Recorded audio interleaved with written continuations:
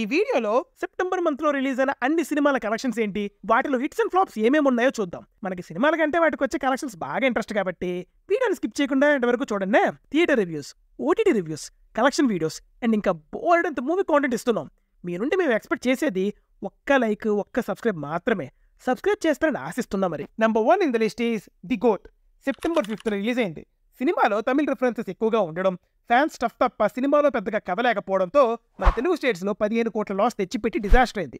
But world వైడ్గా చూసుకుంటే 187 కోట్ల బిజినెస్ చేసిన ఈ సినిమా రన్ అయిపోయే సమయానికి 455 కోట్ల గ్రాస్, 222 కోట్ల షేర్తో టోటల్గా 35 కోట్ల ప్రాఫిట్ తెచ్చిపెట్టి సూపర్ హిట్ అయింది. Next in the list is 35. చిన్న కథ కాదు. సెప్టెంబర్ 6th రిలీజ్ అయింది. రివ్యూస్ అండ్ పబ్లిక్ టాక్ ఎక్స్ట్రాడినరీగా ఉన్నాయి. బట్ మార్కెటింగ్ ఫెయిల్యూర్ వల్ల అనుకున్నంత ఆడలేదు. 2.5 కోట్ల టార్గెట్తో బరిలోకి దిగిన ఈ సినిమా టోటల్గా రన్ అయిపోయే సమయానికి కేవలం 2.6 కోట్లు కలెక్ట్ చేసి జస్ట్ బ్రేక్ ఈవెన్ అయింది. Next ARM. Tovino Thomas and Krithi Shetty lead roles లో నటించిన ఈ సినిమా సెప్టెంబర్ 12th రిలీజ్ అయింది. బట్ మన తెలుగు స్టేట్స్ లో బిలో యావరేజ్ రెస్పాన్స్ రావడంతో తెలుగు స్టేట్స్ లో ఫ్లాప్ గా నిలిచింది. బట్ వరల్డ్ వైడ్ గా 28 కోట్ల టార్గెట్ తో బరిలోకి దిగిన ఈ సినిమా ఇంకా థియేటర్స్ లో రన్ అవుతుంది. ఇప్పటి వరకు 85 కోట్ల గ్రాస్, 40 కోట్లకి పైగా షేర్ కలెక్ట్ చేసి సూపర్ హిట్ అయింది. నెక్స్ట్ భలే ఉన్నాడే.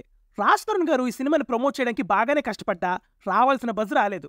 సినిమా అయితే పెద్దగా బాలేదు అండ్ రివ్యూస్ కూడా బిలో పారే ఉన్నాయి. ఫస్ట్ డే నుండే నెగిటివ్ షేర్ తో రన్ అయిన ఈ సినిమా బాక్స్ ఆఫీస్ దగ్గర డిజాస్టర్ అయింది. Next one of the most awaited sequel Mathu Vadalara 2.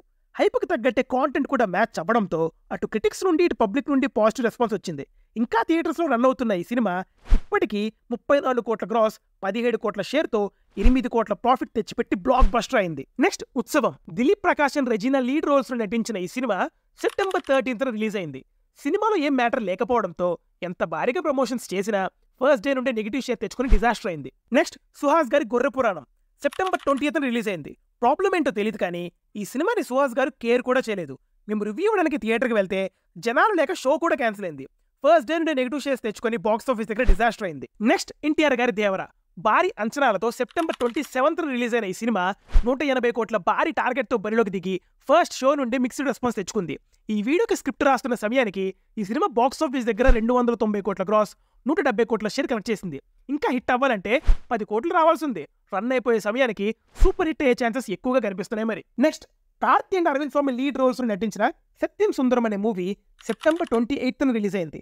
అటు క్రిటిక్స్ నుండి ఇటు పబ్లిక్ నుండి పాజిటివ్ రెస్పాన్స్ వచ్చింది.